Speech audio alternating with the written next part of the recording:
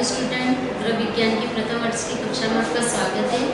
आज हम पढ़ेंगे नवजात शिशु की स्वास्थ्य रक्षा के बारे में। यानी कि नवजात शिशु जिस शिशु का जन्म नया हुआ है, उसके स्वास्थ्य की रक्षा हम किस तरीके से कर सकते हैं। यानी कि ऐसे इसको हम कह सकते हैं कि बच्चे की देखभाल किस तरीके से की जाती है।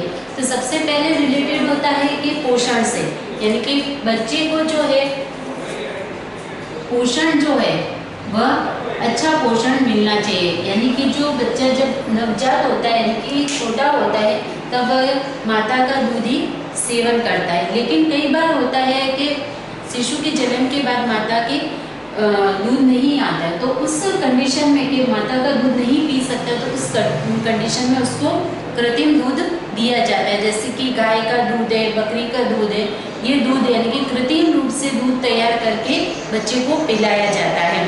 लेकिन ये दूध जो होते हैं, कृत्रिम दूध जो होते हैं, वह क्या होते हैं, बच्चे के लिए हैवी होते हैं। यानी कि वह उनको पाचन शक्ति जो होती है क्या होती है, बच्चों की कमजोर होती है। तो उस समय में कृत्रिम दूध में क्या किया जाता है कि हल्का सा दूध मिला दिया जाता है, जिससे कि इसमें की जो पाचन जो क्षमता होती है वह उससे बढ़ सके। यानी कि जो ये है भी इसमें मात्रा होती है, यानी कि वसा वगैरह जो इसमें उपस्थित होते हैं दूध में, वह क्या हो जाए, उनकी मात्रा पानी मिलाने से क्या हो जाती है, कम हो जाती है। यानी कि ये दूध भारी नहीं होके हल्के से बन जाते हैं, जिसको कि नवजात शिशु के द्वारा आसानी से पचाया जा सके। तो उसके लिए जो कृत्रिम दूध तैयार किए जाते हैं, उनमें हल्का सा पानी मिलाकर बच्चों को दिया जाता है, जिससे कि वह आसानी से उन्हें पी सके और पीने के बाद उनको पचा सके। लेकिन जो माँ का जो दूध होता है वह पोषण युक्त होता है, यानी कि उसमें सभी तरह के पोषक तत्व उपस्थित होते हैं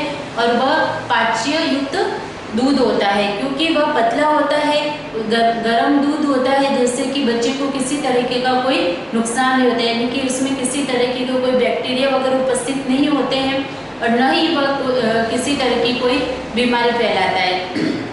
यानी कि एक तरीके से हम कह सकते हैं कि जिस तरीके से कोरोना के समय हमने इम्यूनिटी बढ़ाने के जिस तरीके से जिन साधनों का उपयोग किया था, ठीक उसी तरीके से एक बच्चे के लिए बीमारी से बचने के लिए माता का दूध जो है वह सर्वश्रेष्ठ साधन है।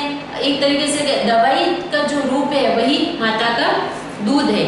तो इसलिए बच्चे को पोषण रूप में सबसे ज़्यादा क्या पीना चाहिए, जहाँ तक हो सके माता के दूध का ही उपयोग करना चाहिए।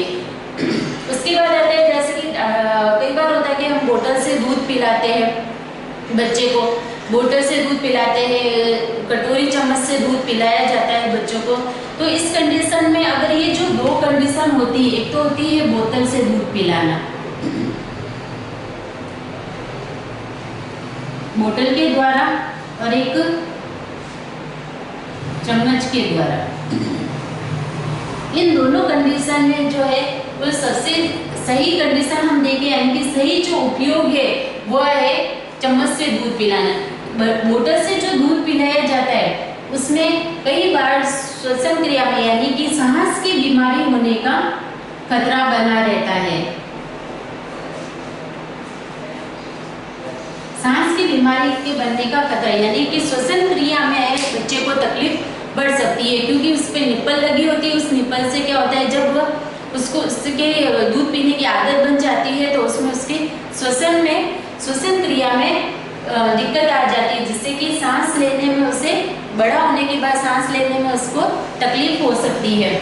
लेकिन चम्मच के द्वारा दूध पिलाने से किसी तरीके का कोई रोग उत्पन्न नहीं होता है। यानी कि सर्वश्रेष्ठ साधन कहे तो चम्मच से दूध पिलाना ही होता है। ये जो कृत्रिम दूध हम जो बनाते हैं, उस दूध को किस तरीके से बच्चों को पिलाया जाए, उसके लिए उसके साधन है कि बोतल के द्वारा और चम्मच के द्वारा बच्चों को दूध पिलाना चाहिए। ये था पोषण से रिलेटेड। फिर आता है टीके लगाना। बच्चों को जो नवजात शिशु होते हैं उनको कई तरह की बीमारियां लगने का खतरा बना रहता है, क्योंकि आजकल जो वातावरण है उसमें माता को सही रूप से जो है वह पोषक तत्व नहीं मिल पाते, यानी कि पोषक भोजन नहीं कर पाते, जिससे कि बच्चे क्या हो जाते हैं, कमजोर रह जाते हैं। तो उन्हें बाहरी वातावरण में आने के बाद, बाहरी संपर्क में आने के बाद क्या होता है, कई बार वह बीमारी से ग्रस्त होने की उन्हें संभावना होती है।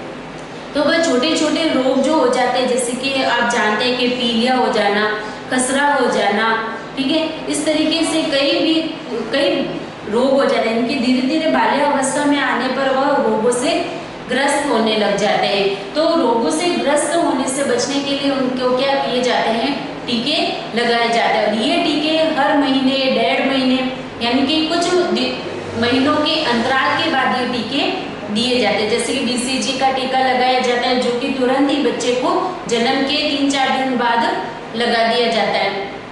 उसके बाद हर महीने से, 1.5 महीने से, 3 महीने से, 5 महीने से, ऐसे हर महीने के बाद एक एक टीकाकरण किया जाता है, यानी कि टीके लगाए जाते हैं, जिससे कि इस तरीके के रोग नहीं फैले। पोलियो जो है, ठीक है ना, पोलियो जो है उसके लिए हम उनको ड्रॉप दी जाती है।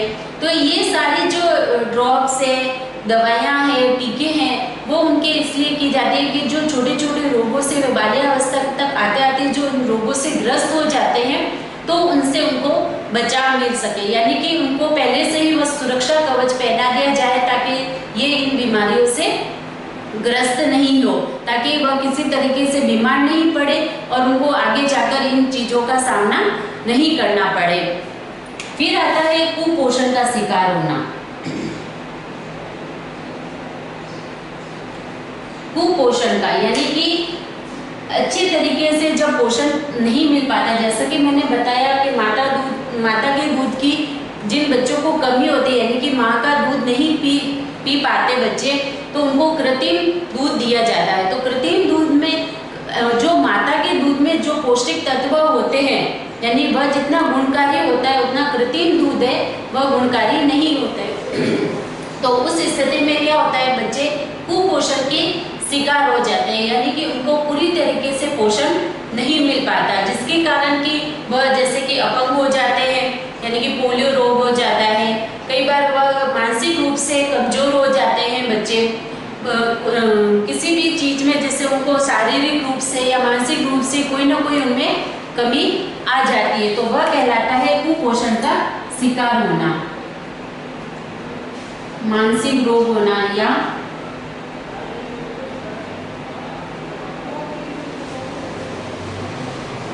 शारीरिक रोग होना, ये दोनों रोग होने से मतलब कि कोई भी कुपोषण के कारण, यानी कि अच्छे तरीके से पोषण नहीं मिल पाने के कारण, पोषक तत्व की कमी रह जाने से बच्चों में मानसिक रोग या शारीरिक रोग उत्पन्न हो जाते हैं। तो इसके लिए कि ये बच्चे कुपोषण का शिकार नहीं हो, इसके लिए तो शुरू से स्टार्टिंग से हमें टीकाकरण का कार्य करवाना चाहिए, यानी कि टीके लगवाने चाहिए। और जहाँ तक हो बच्चे को पोषक तत्व यानी कि उनकी पोषण का पूरा ध्यान रखना चाहिए, जिससे कि वह कुपोषण का शिकार नहीं होए।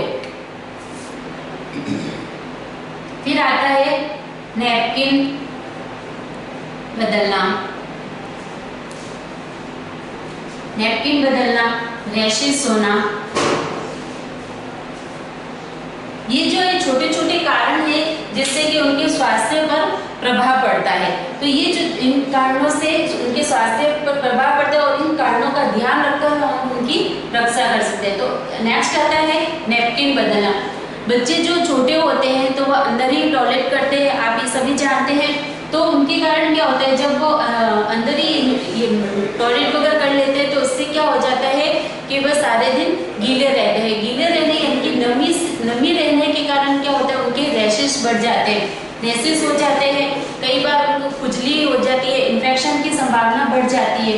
तो उनका समय समय पर नैपकिन बदलना जरूरी होता है, यानी कि इन सारे जैसे रैशेस हो जाना, खुजली का होना, इन्फेक्शन बढ़ जाना, जिसके कारण यही छोटी छोटी बीमारी यानी कि छोटे जो रोग होते हैं वह धीरे धीरे बढ़कर नए रोग यानी कि बड़े रोग का रूप धारण कर लेते हैं। तो इसके कारण आगे जाने पर उन्हें बड़ी बीमारियों का सामना करना पड़ सकता है। तो छोटी स्थिति में यानी कि जब छोटी समस्या है, या तो इन समस्याओं को बढ़ने से हम रोक लें, या छोटी समस्याओं को बड़ा रूप लेने से हम रोक सकते हैं, उनके नैपी बदल कर, यानी कि समय समय पर तुरंत ही जब उनकी ये जो परिस्थिति बनती है उसको बनने से पहले ही हमें रोक देना चाहिए।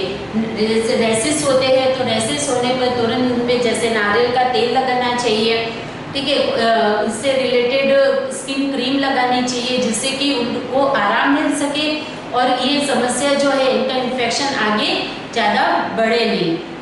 तो इस चीज़ों पर रोक करनी चाहिए ताकि बच्चे को भी सुरक्षा मिल सके, वह स्वस्थ रह सके और वह आराम से सो सके। तो उसके लिए वह परेशान नहीं हो, उसके लिए ये चीज़ें करनी चाहिए। फिर नैपकिन बदलना, रैसेस कम होना, इनके हिसाब से हम इसके स्वास्थ्य का ध्यान रख सकते हैं। इसके बाद आता है जैसे कि कई बार होता है कि आंखों का संक्रमण हो जाता है।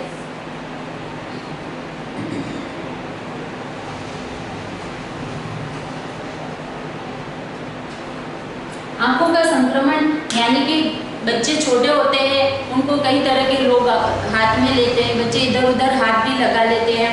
तो हम जैसे बड़े होते हैं तो हम तो हाथ धो लेते हैं, ठीक है ना, लेकिन छोटे जो नवजात शिशु होते हैं वह उनके बार बार उनको हाथ नहीं धुलाया जाता।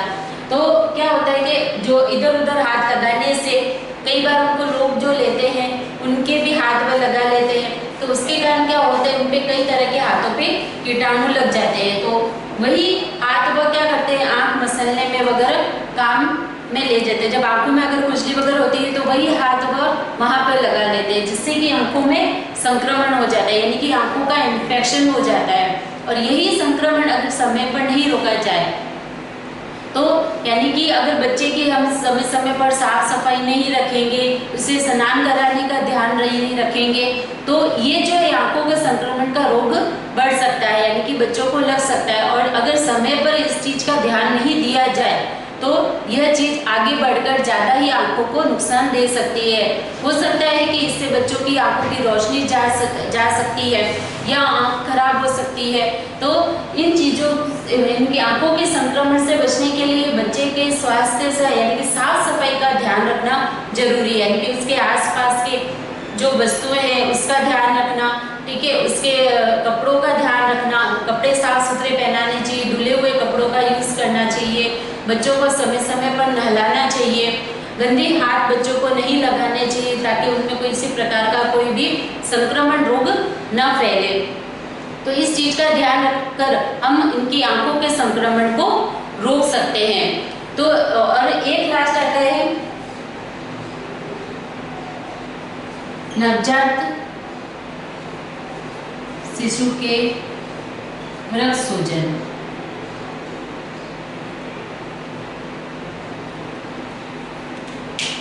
नवजात शिशु के रक्त सूजन बच्चों के कई बार होता है, चेस्ट में सूजन आ जाती है, ठीक है ना, तो श्वसन लेने में उन्हें तकलीफ होने लग जाती है जिससे कि उनके चेस्ट में सूजन आनी शुरू हो जाती है, सांस लेने में तकलीफ होती है।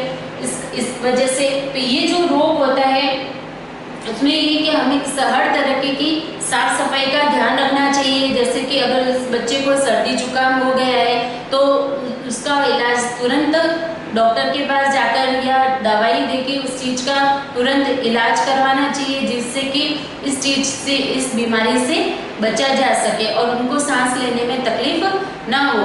क्योंकि बच्चे जो होते हैं वह हमें इस चीज, इन सारी बीमारियों के या इस तकलीफों के बारे में हमें बताते नहीं है। हमें इस चीज का ज्ञान अपने आप ही पता लगाना पड़ता है कि बच्चे को किस चीज से क्या तकलीफ हो रही है। तो इससे मतलब ये होता है कि जो भी ये जितनी भी मैंने चीजें बताई, ये पॉइंट्स बताए हैं, वो बच्चों के स्वास्थ्य से रिलेटेड है। यानी कि अगर इन सारी बातों का हम ध्यान रखेंगे, समय पर इनका इलाज करवाएंगे, टीकाकरण करेंगे, बच्चों के पोषण का ध्यान रखेंगे, उनके स्वास्थ्य का, साफ सफाई का अगर ध्यान दिया जाए, समय समय पर उन्हें नहलाना, साफ सफाई रखनी, स्वस्थ कपड़े पहनाने, उन्हें किस वातावरण में रखना है, उनको किस तरीके का भोजन देना है, उनको किस तरीके का दूध देना है, ठीक है। तो इन सारी चीज़ों का ध्यान रखकर हम बच्चे के स्वास्थ्य का ध्यान रख सकते हैं। और जब बच्चे के स्वास्थ्य का हम ध्यान रखेंगे तभी उसके स्वास्थ्य की रक्षा हो सकती है।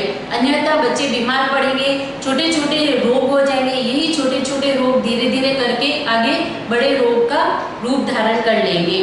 तो इस तरीके से उनके स्वास्थ्य का ध्यान रखकर, कुल मिला के उनकी देखभाल करके, उनके स्वास्थ्य का ध्यान रखकर और इन सारे बिंदुओं को ध्यान में रखते हुए उनका समय पर इलाज करवाकर इन सारी बीमारियों को हम समय से पहले ही, यानी कि समस्या बढ़ने से पहले ही रोक कर उनके स्वास्थ्य की रक्षा कर सकते हैं।